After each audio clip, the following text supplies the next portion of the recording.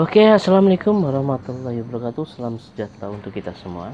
Oke, pada kesempatan ini saya akan sedikit berbagi informasi ya, mengenai jenis bahan bonsai ya, yang bisa kita jadikan mame ya, atau bonsai kecil ya.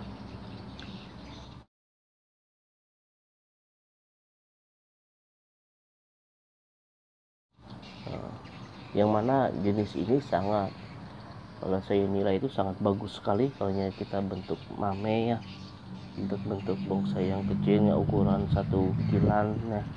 Oke, ini adalah jenis lada-lada ya, namanya adalah jenis lada-lada. Oke, kalau kita lihat untuk ciri khasnya ya, kalau mengenai daunnya, kita lihat daunnya ini seperti ini ya. Nah, daunnya pada struktur tulangnya dia juga memiliki daun ya. Jadi ini kalau kita buat bonsai, dia sangat cantik sekali, apalagi ini daunnya ini agak mengkilat ya, mengkilat sama seperti jenis myrten ya, dan juga sidoguri, dia agak mengkilat. Bahkan ini bisa kita press lagi ya, kita press lagi daunnya, kita lakukan pruning, jadi dia akan lebih mengecil sekali ya, melebihi itu, lebih kecil lagi daripada ini ya.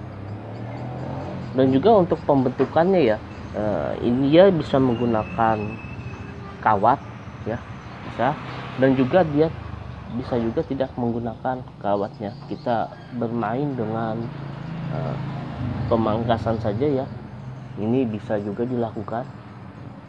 Misalnya seperti ini ya, kalau kita berikan contoh ya, ini oke. Misalnya ini kan, apabila kita merundukkan ya, jadi kita tinggal potong atasnya aja saja di sini, jadi dia sudah terbentuk seperti ini. Nah, pemangkasan, jadi tidak perlu menggunakan kawat ya. Soalnya fungsi kawat sendiri itu sebatas untuk mengarahkan saja. Nah, jadi bagus juga ya, sama seperti sancang juga ya. Sancang itu kan walaupun kita tidak menggunakan kawat ya, dia itu alami ya, alami terbentuk ya. Yang penting kita bisa memangkasnya ya, mengarahkan dengan pemangkasan ya, mengenai tunas, tumbuh tunasnya di mana ya. Cuma kalau dibandingkan sancang, untuk tanaman jenis lada-lada ini termasuk pertumbuhannya ya agak lambat ya, terkecuali ya untuk mempercepat pertumbuhannya pada medianya ya, media ini kita beri pupuk NPK ya. Habis itu kita letakkan di bawah sinar matahari langsung, maka dia akan cepat membesar ya. Untuk jenis lada-lada ini, dan juga media yang bagus ya, kalau untuk jenis lada-lada saya menggunakan tanah ya, habis itu sekam, dan juga kotoran kambing ya, kotoran hewan kambing itu. Jadi dia pertumbuhannya sehat ya, seperti ini. Ini juga kira-kira saya baru dapat bahan kira-kira 1 bulan ya, soalnya kemarin untuk bahan saya jual habis kemarin itu, jadi saya cari lagi ini, dan ini ya kira-kira 1 bulan ada di tempat saya. Kalau untuk struktur batang ya, kalau kita lihat struktur batang, kalau saya lihat ya, ini struktur batangnya menyerupai tanaman jeruk ya. Jadi wajar apabila ada orang mengatakan bahwa jenis lada-lada ini adalah tanaman jeruk-jerukan. Karena apa? Karena dia memiliki struktur batang yang menyerupai jeruk. Dia ada guratan-guratan seperti ini ya. Nah, tidak punya garis-garis seperti ini. Oke. Dan juga untuk pertumbuhannya ya, saya bilang tadi cukup agak lambat ya. Apabila kita ingin menumbuhkan seperti ini kan, ini kan sudah lumayan agak tinggi ya antara batang ya. Paling bagus sebenarnya dia akan tumbuh cabang di bawah ya. tumbuh cabang di bawah. Nah, ini perlakuannya kurang lebih seperti sanjang juga apabila kita pengen menumbuhkan cabang pada bawah, di bawah di bawah batangnya ini ya, sekitar di sini. Jadi kita harus setiap pagi kita harus spray terus di sini ya, kita lakukan spray ya setiap pagi. Nanti dia akan tumbuh tunas pada pangkalnya ini ya, bekas daun-daun yang gugur ini. Nah, seperti ini nih. Jadi kita lakukan spray, jadi dia akan tumbuh tunas. Oke. Atau kita lakukan pemangkasan pada atasnya ya. Nanti dia akan keluar juga tumbuh ya, untuk mempercepat ya. Bisa juga.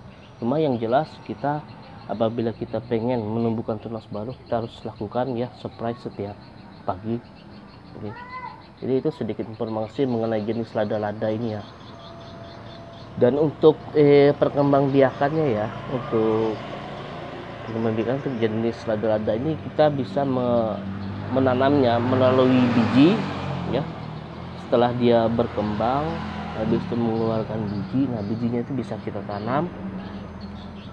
Lada juga kita bisa melakukan stek ya, stek.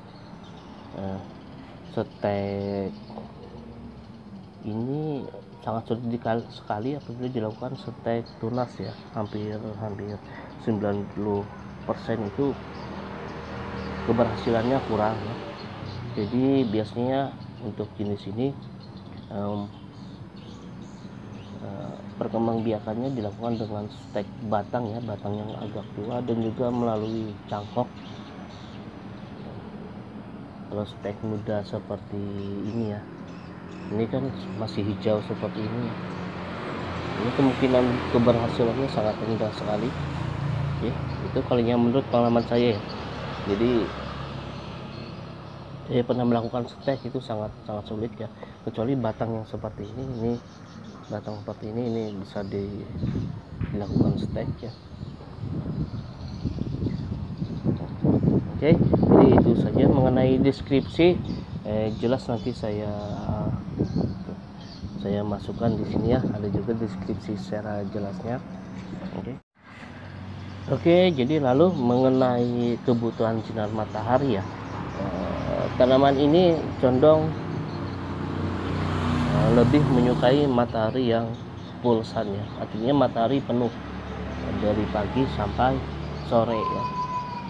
Walaupun nanti dia kadang ya, kalau harinya terlalu panas kadang dia bisa rontok daunnya, tetapi untuk kebutuhan sinar matahari ya, dia memerlukan matahari yang penuh seperti ini ya. Walaupun dia agak rontok ya, seperti ini agak udah warna kuning ya, tetapi untuk kebutuhan mataharinya itu penuh ya. Dia membutuhkan sinar matahari. Kenapa dia butuh sinar matahari penuh? Karena dia akan menumbuhkan tunas-tunas ya, tunas-tunas mudanya untuk menggantikan daun yang sudah tuanya itu. Oke. Jadi seperti itu kalau untuk kebutuhan sinar matahari. Oke, jadi sampai di situ dulu untuk perkenalannya lah, untuk perkenalan dari jenis lada-lada ini. Yang jelas lada-lada ini ya sangat bagus buat bonsai ya, apalagi kalau kita buat mame itu sangat cantik sekali, apalagi ini daunnya mengkilat ya. Oke, sampai di situ dulu. Apabila ada saran, kritik ataupun pertanyaan, silahkan tulis di kolom komentar, dan juga jangan lupa like dan subscribe-nya ya untuk video ini, untuk agar channel ini semakin berkembang lagi. Wassalamualaikum warahmatullahi wabarakatuh.